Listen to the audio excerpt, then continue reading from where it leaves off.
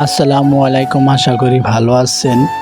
আজকে ৩-৪ দিন বৃষ্টির কারণে ধান খেতে বীজ দেওয়া হয় নাই। আজকে আবার আকাশটা মেঘলাটা অনেক ভালো ওয়েদারটা। এই ওয়েদারের মধ্যে আমরা ধান খেতে স্প্রে করার জন্য বিষ নিয়ে যাচ্ছি খেতে। আমি ধীরে ধীরে হেঁটে যাচ্ছি, ভাই হেঁটে যাচ্ছে। বিষ স্প্রে করে না দিলে ধান খেতের মাছ পোকাগুলা খেয়ে ফেলে ধান খেতের, তার জন্য স্প্রে করা দেওয়া হবে।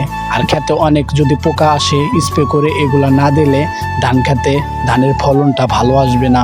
মোটরটা ছেড়ে ভাই পানি বোঝাই করতেছেন ট্যাঙ্কিত বোঝাই করে মিক্স করতে হবে ওষুধগুলা কিন্তু মিক্স করে না নিলে হবে না। আর এগুলা বিষ ব্যবহার না করলে, প্রয়োগ না করলে ধানের টলনটা ভালো হবে না। আর তার মধ্যে পোকাগুলা ধানের মাছ যদি খেয়ে ফেলে আমাদের ধান ক্ষেত কিন্তু বা ফলন দিতে পারবে না। ভাই ওষুধটা খুলে মিক্স করার জন্য সে প্রস্তুতি নিচ্ছেন।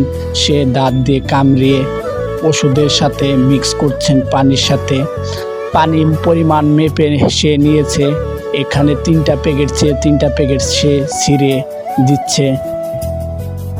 দেওয়া শেষ হয়ে গেলে তারপরে আমাদের বিষটা দিতে হবে।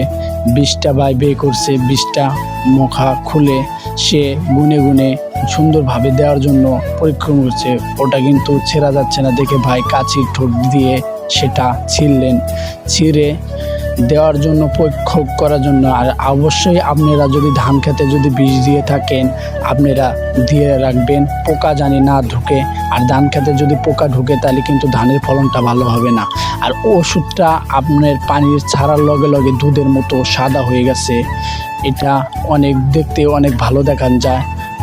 এখানে দুধের মতো একদম সাদা হয়ে গেলে ভাই বোতলটা সুন্দরভাবে ধুয়ে নিচ্ছে, হাত দিয়ে মাখিয়ে নিচ্ছে।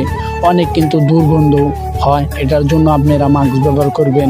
আমরা কিন্তু মাস্ক ব্যবহার করতে পারি নাই, অবশ্যই আপনাদের জানিয়ে রাখলাম মাস্ক ব্যবহার করবেন। 20 লিটারের পানির মধ্যে এটার 1 মগ করে দিলে দেওয়া হয়। ভাই মিক্স করে নিয়ে ধান খেতে দেওয়া শুরু করে দিয়েছে। আমাদের এখানে 3টি কোটা, ভাই 2টি কোটা দিচ্ছে। আমারে বলতেছে তুই 1টি কোটা দে। আমিও না ঘুরে 1টি কোটা মিক্স করলাম।